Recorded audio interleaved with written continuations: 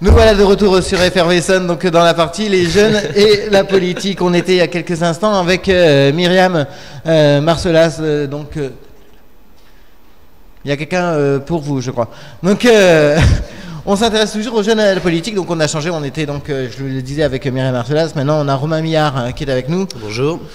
Donc merci d'être là. Vous êtes conseiller municipal UMP donc à Villebon-sur-Yvette et responsable de section UMP Villebon, c'est ça? Tout à fait. Alors vous avez 21 ans, vous êtes déjà conseiller municipal, ce qui veut dire que vous vous êtes intéressé, vous, à la politique quand? Alors moi c'était pour les élections présidentielles de 2007, j'avais 13 ans, moi c'était 2007, c'était même celle d'avant, c'était même pas celle de 2012. Déjà en 2007 c'était donc la première campagne de Nicolas Sarkozy et en fait moi je me suis intéressé à la politique un peu par hasard en écoutant les comiques, les imitateurs, parce qu'avant j'étais bien dans le théâtre, j'aimais beaucoup ça et je comprenais pas les blagues. Donc j'ai demandé au fur et à mesure à mes parents, oui c'est qui lui, c'est qui Nicolas Sarkozy, c'est qui Jacques Chirac, c'est qui Raffarin, etc.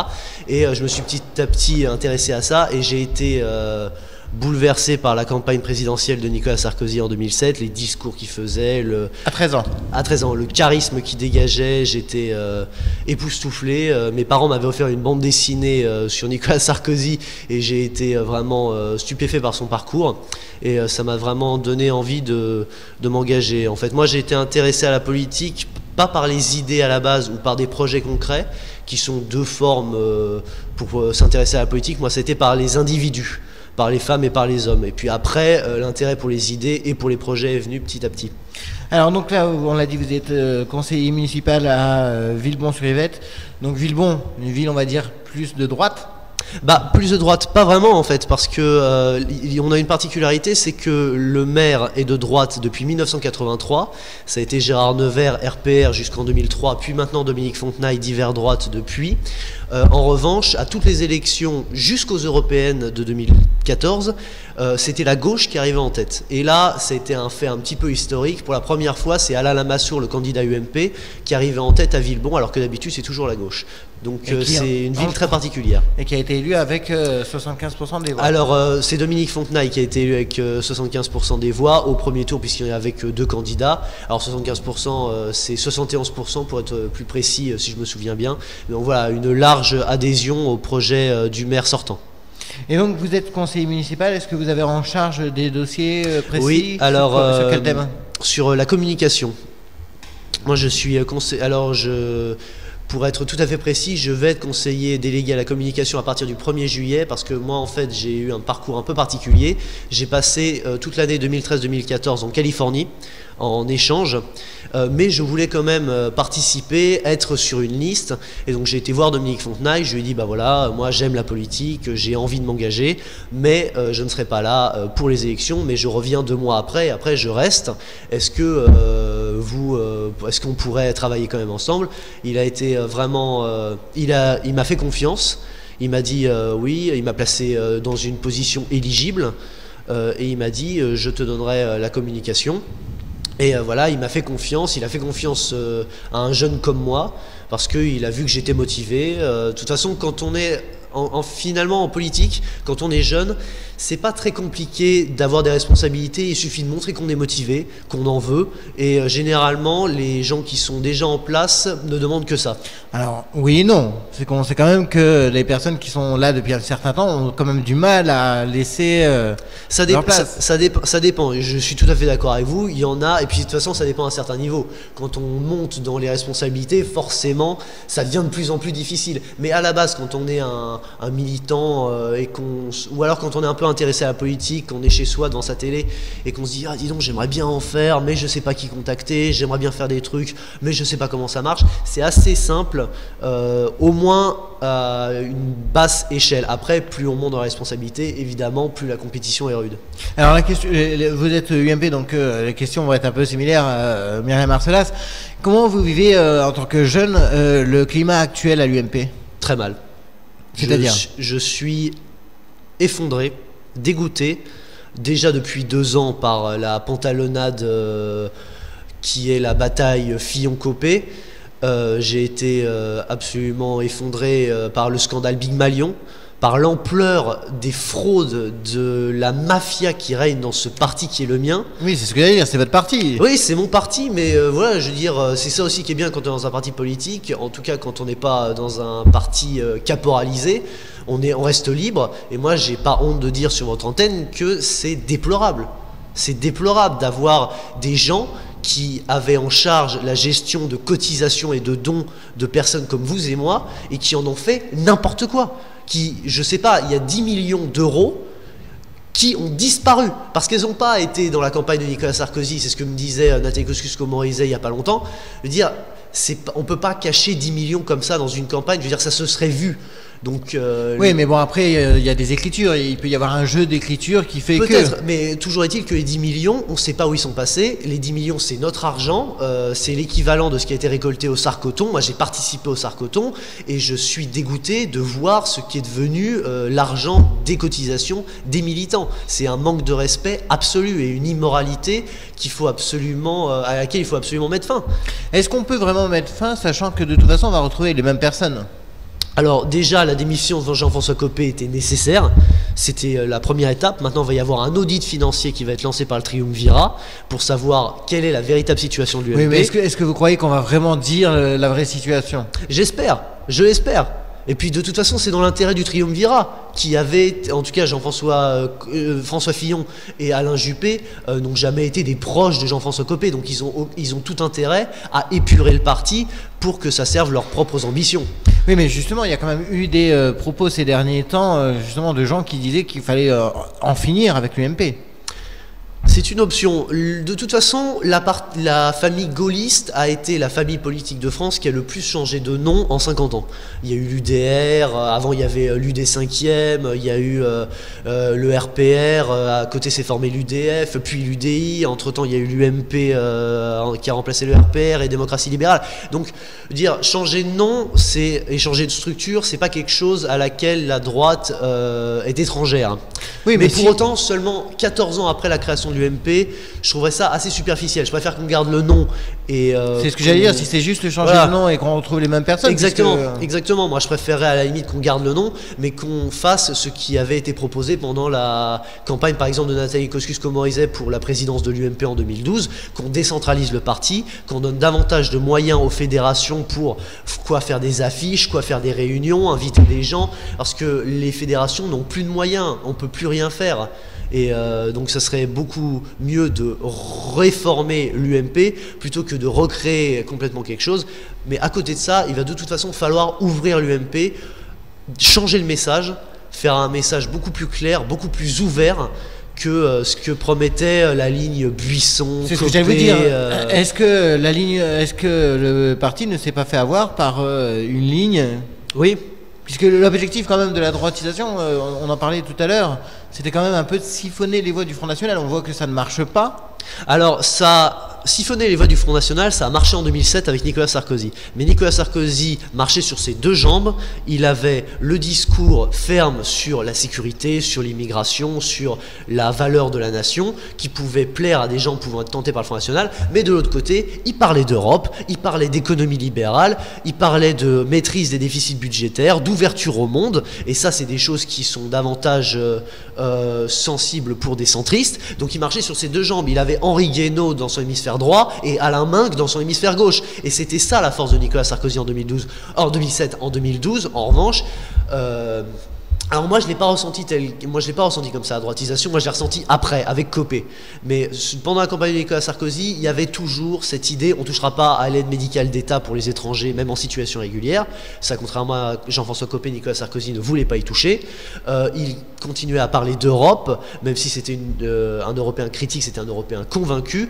Donc il n'avait pas repris la totalité de la ligne Buisson, mais il est clair qu'aujourd'hui il faut rompre avec cette ligne. Moi je suis davantage d'accord avec un Alain Juppé ou une Nathalie Kosciusko-Morizet qui prône une plateforme avec le centre et une intransigeance vis-à-vis du Front National. Mais vous dites une plateforme avec le centre. On a bien vu que justement à la création de l'UMP, on a essayé de fédérer le centre et la droite. On a bien vu que ça marchait pas. Alors ça marchait pas. Alors il va falloir trouver une autre formule. Il va falloir trouver une autre formule, mais de toute façon, l'avenir de la droite passe par le centre, et l'avenir du centre passe par la droite. On a vu ce qui s'est passé avec François Bayrou, quand il a fait l'erreur historique d'appeler à voter pour François Hollande. Il s'est retrouvé tout seul.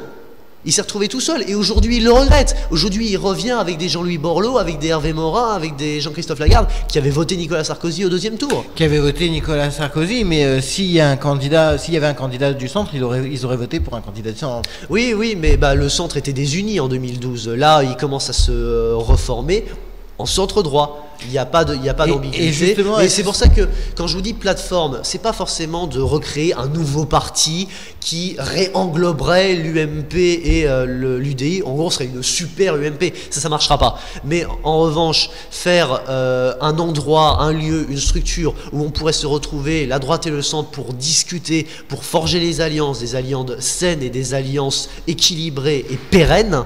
Là, en revanche, c'est comme ça qu'il va falloir s'y mettre. Et de toute façon, moi je pense que les primaires à droite n'auront d'intérêt que si elles rassemblent d'autres candidats que ceux de l'UMP. Il faudra ouvrir debout la République à l'UDI. Mais vous savez très bien que ça ne marchera pas. Yves Gégaud l'avait proposé. Yves Gégaud le propose. Et alors, c'est normal parce qu'il est, entre guillemets, il est intéressé par une machine. Ce qu'il y a, c'est que les leaders de l'UMP ne voudront pas forcément mais Yves Gégaud est le président par intérim de l'UDI, donc lui il parle au nom de l'UDI, et il avait exprimé un intérêt pour une primaire élargie au centre et à la droite. Moi je pense que c'est cette formule-là qu'il faudrait retenir. Et si on ne fait pas une primaire ouverte, si on fait une primaire uniquement UMP centrée, ça n'aura pas grand intérêt. Alors la même question un peu que Myriam Marcellaz, vous, comment vous vivez la montée du Front National ? Je suis très inquiet. Je suis très inquiet, d'autant plus que j'avais minimisé en 2012 le score de Marine Le Pen. Je pensais très sincèrement que Jean-Luc Mélenchon la talonnerait et qu'elle ferait un score médiocre. Au final, elle est arrivée à 17,9%. Mélenchon était dans les choux et on s'est rendu compte que c'était... vraiment elle mettait fin au bipartisme entre l'UMP et le Parti Socialiste. Aujourd'hui, c'est un tripartisme qui est en train de régner sur la vie politique française. L'UMP, le Front National et le PS. Dans cet ordre-là. Le PS étant... Le Front National, aux élections européennes, a quand même été devant l'UMP. Oui, mais l'UMP a largement remporté les élections municipales. Oui, mais là, là on est quand même en Essonne. En Essonne aux européennes, le premier parti... c'était le Front National. Alors là, je me permets de vous contredire. En termes de chiffres. En Essonne, je vous avoue que là, pour le coup, j'ai pas les chiffres. En tout cas, en Ile-de-France, c'était Alain Lamassoure. C'était Alain Lamassoure de l'UMP. Mais sur l'Essonne, c'était le Front National. D'accord, bon tout ça me désole. D'autant plus que je reviens d'un an aux États-Unis. J'ai passé un an à étudier à Berkeley, en Californie, et je me suis rendu compte que la France était toujours un pays qui faisait rêver. Quand je disais aux Américains que je venais de France et de Paris, ils avaient le regard qui s'illuminait, ils me disaient « Oh là là, dis donc, c'est vachement bien ». Il y avait un fantasme de la France qui reste dans le monde, et je me suis abreuvé de cet optimisme parce qu'il y a en France énormément d'atouts que le Front National néglige totalement, parce que dans cet atout, il y a l'immigration.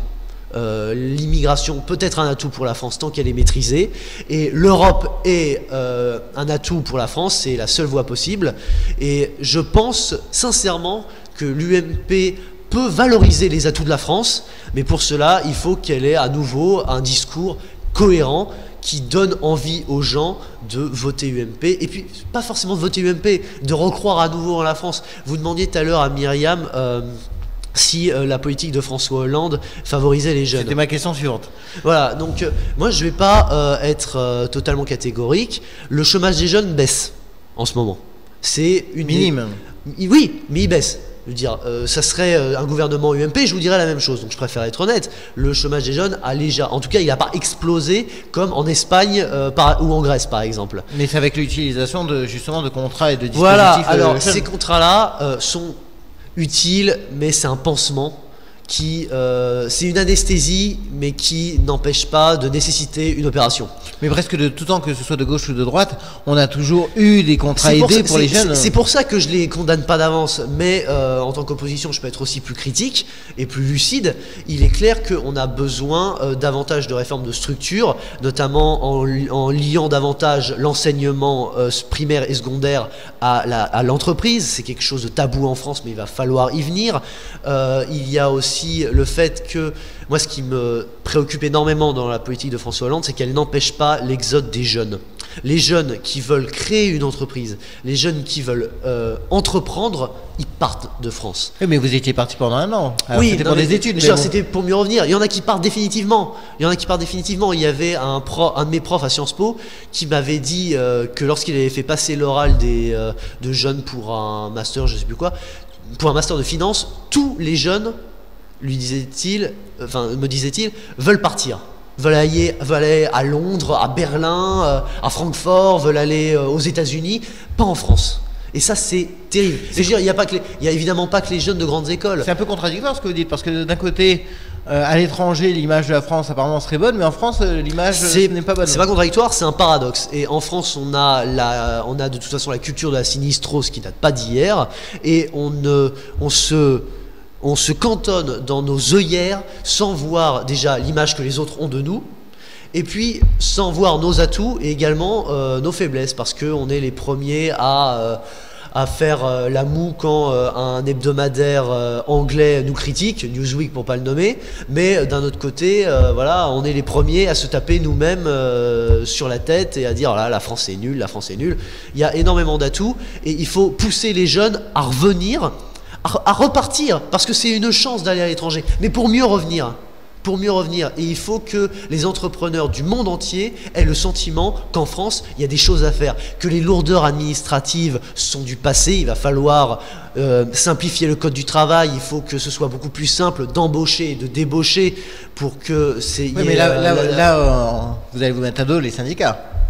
Mais les syndicats, tous, quand vous allez dans les filières locales, les syndicats, bien généralement, sont beaucoup plus pragmatiques et beaucoup plus ouverts à la discussion que ce que laissent penser les filiales nationales. Les syndicats, dans les entreprises et dans les branches, ils pensent à l'intérêt des salariés moins qu'à des intérêts idéologiques, comme peuvent le montrer certaines centrales syndicales nationales.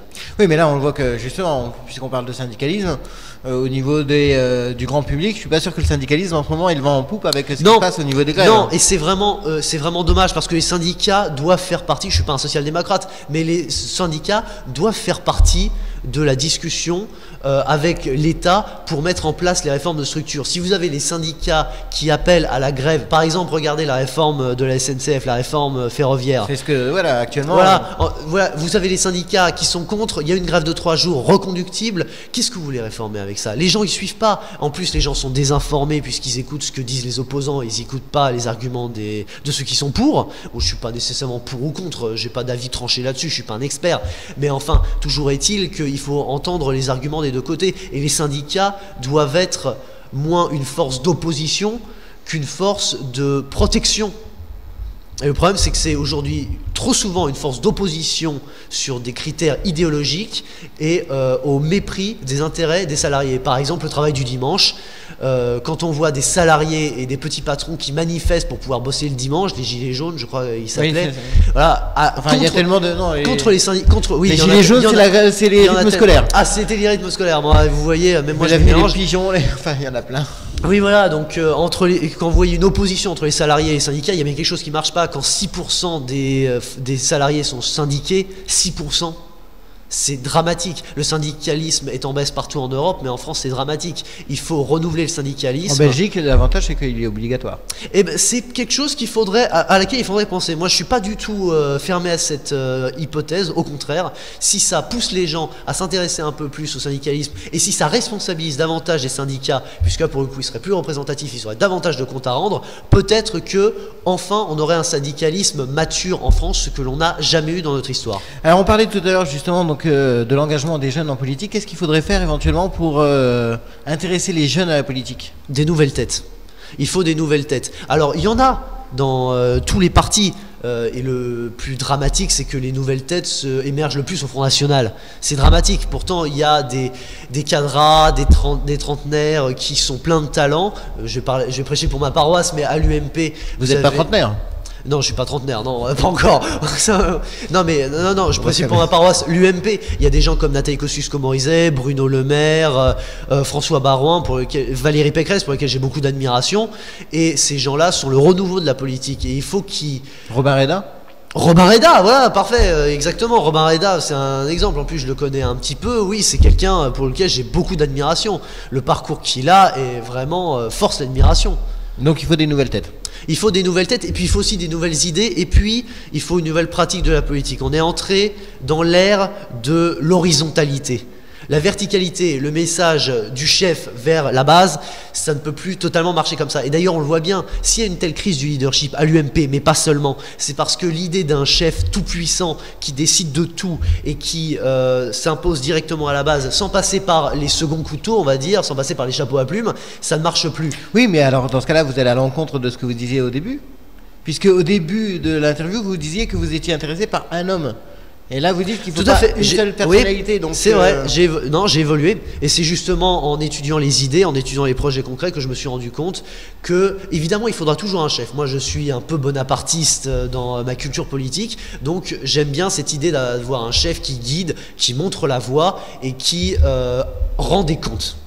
On n'a pas eu assez des gens qui rendent des comptes. Mais il faut aussi davantage d'horizontalité, d'inclusion, avoir des plateformes où les gens donnent réellement leur avis et où leur avis est réellement pris en compte. Parce que des sites internet où vous déposez des commentaires, des petites boîtes à idées, la démocratie participative à la Ségolène Royal, c'est bien joli, mais les propositions qui sont dites dedans sont reprises par personne. Mais il faut que l'UMP s'ouvre au think tank, par exemple le think tank de Dominique Régnier, la Fondapol, que ce soit vous parlez de termes, mais peut-être expliquer ce que c'est qu'un think tank. Parce que là, alors bon, voilà, les think tanks, la société civile, les entrepreneurs. Il faut davantage que les entrepreneurs soient sollicités par les partis politiques. Comment vous faites? Quelles sont vos contraintes? Les élus locaux aussi ont leur mot à dire, puisqu'ils sont vraiment les pieds dans la glace pour le coup, donc ils savent de quoi ils parlent.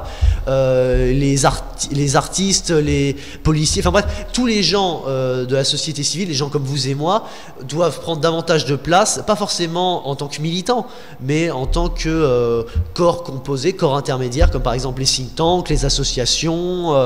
L'UMP doit davantage s'ouvrir pour être un parti moderne à ces corps-là et doit davantage s'adresser à une base beaucoup plus large que les simples adhérents. Parce que sinon, c'est un parti qui va se recroqueviller sur lui-même, comme ce qui s'est passé depuis 2 ans, et au final qui est totalement déconnecté de la réalité des Français. Quand on voit l'écart de popularité de Nicolas Sarkozy, pour ne prendre que son exemple, entre l'ensemble des Français et les sympathisants UMP, ce qui varie du simple au double, c'est là qu'il y a un problème. L'UMP a un biais, donc il faut qu'elle s'ouvre davantage à la société civile. De toute façon, les partis politiques, et pas seulement l'UMP, doivent changer leurs pratiques, autrement ils vont finir par péricliter et par se retrouver face à des partis extrêmes qui, eux, assument le côté archaïque du chef qui guide, mais pour aller où ? C'est hallucinant parce qu'on arrive au terme de cette interview, mais vous avez 21 ans et vous avez un discours d'un politique, d'un trentenaire ou Oui, parce que j'ai beaucoup réfléchi. C'est l'avantage de mes études, vu que je suis à Sciences Po. J'étudie énormément ces questions, je réfléchis. À chaque fois, je me remets en question parce que toutes les positions que je peux avoir sur tel ou tel sujet sont le fruit d'une longue réflexion. Je m'interdis pas du tout de changer d'avis. Et le pire vice en politique, c'est le dogmatisme et le sectarisme. Être fermé aux idées des autres parce que ce ne sont pas vos idées ou parce que ce ne sont pas les idées de votre parti, je trouve ça minable. Par exemple, l'attitude sectaire qu'a eu l'UMP par rapport au mariage pour tous, pour lequel j'étais à la base contre, et en voyant les arguments de ceux qui étaient contre, j'ai fini par devenir pour. Oui, parce qu'effectivement, sur le mariage pour tous, l'UMP a fait, on va dire, c'était au niveau parlementaire... Elle s'est coupée du reste de la société française. Et c'est un drame. C'est pour ça qu'il faut... Alors que la droite avait été en plein dans la société française, par exemple, quand elle a autorisé l'avortement avec Valéry Giscard d'Estaing et Jacques Chirac. Qui était centriste. qui était centriste, mais il y avait Jacques Chirac qui avait soutenu sans faille Simone Veil et il était gaulliste. Donc la droite a la capacité d'être totalement en phase, sans être totalement copier-coller de la gauche. Elle peut être en phase, avoir un discours moderne sur les sujets de société, avoir un discours novateur sur les sujets économiques, avoir un discours rassurant sur les sujets touchant à la mondialisation et à l'Europe. Mais pour autant, de toute façon, tant que l'UMP restera dans ses querelles internes, dans son clanisme et dans ses affaires judiciaires, ça ne sera pas possible d'être crédible face aux Français. Donc il va falloir une épuration, une opération main propre, il y aura peut-être des mises en examen, il y aura peut-être des désillusions, mais la survie de l'UMP et l'alternance sont à ce prix-là. Oui, mais si on parlait du climat un peu que vous dénonciez au niveau de l'UMP, au niveau de l'UMP et ça, on n'est pas mieux, avec des Serge Dassault, des Georges Tron, des Jacques Le Bigre. Moi, je plaide pour le renouvellement. Je ne vais pas taper sur des gens que j'ai rencontrés personnellement, à qui j'ai serré la main. Je veux dire, Jean-François Copé, je n'ai jamais serré la main, je n'ai pas d'admiration pour lui et je dis tout le mal que je peux en penser. En revanche, des gens avec qui j'ai pu être en réunion, dire, je ne vais pas cracher sur eux comme ça, dire ça ne se fait pas et c'est pas du tout mon intention. J'ai beaucoup de sympathie pour Jacques Le Bigre notamment, que je connais le plus puisque c'est lui que j'ai vu le plus souvent. Et qu'il connaît bien en plus. Voilà, qui doit bien vous connaître. Donc, mais je plaide pour le renouvellement. Je plaide pour qu'il y ait des Robin Reda qui prennent davantage de responsabilités, des gens comme Myriam par exemple qui vient de me précéder. Vous ? Peut-être moi, j'en sais rien. Je veux dire, moi, j'en sais pas plus. Hein. Je veux dire, j'en discutais avec un ami tout à l'heure. J'en saurais pas plus. Déjà, je suis conseiller municipal.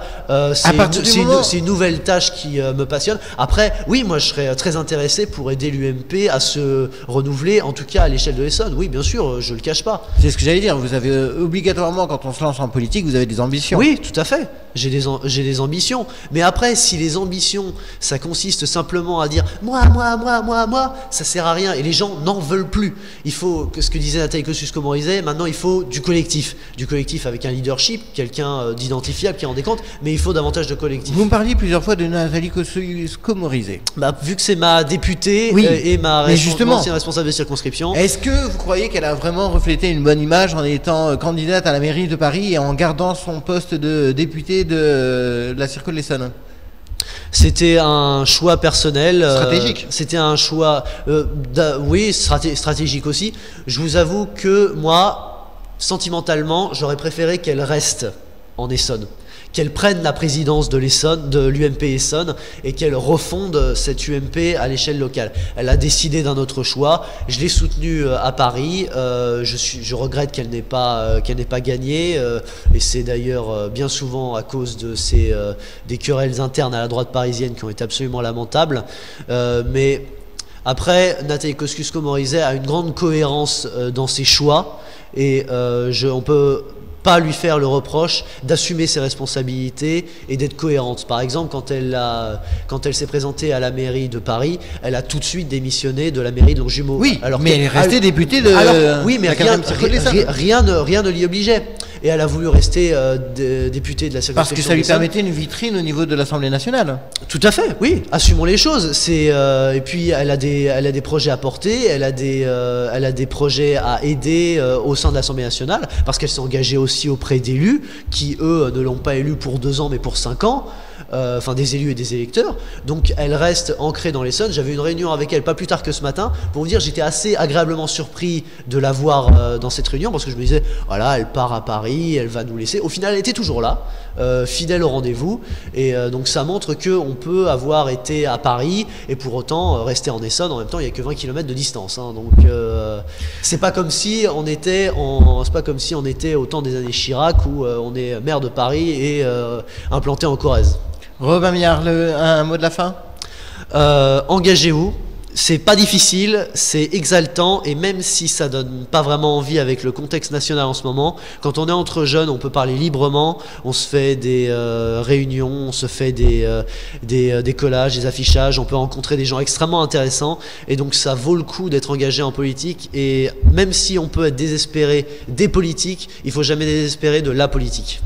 Merci à vous de votre participation. On arrive donc à l'issue de cette émission samedi midi. On se retrouve, enfin vous retrouvez dans quelques instants Bénédicte pour l'émission Quoi de neuf docteur, et nous on se retrouve lundi à 19h30 pour le renouveau du journal Effervescent. Vous en savez plus qu'hier mais moins que demain. Passez une excellente journée à tous.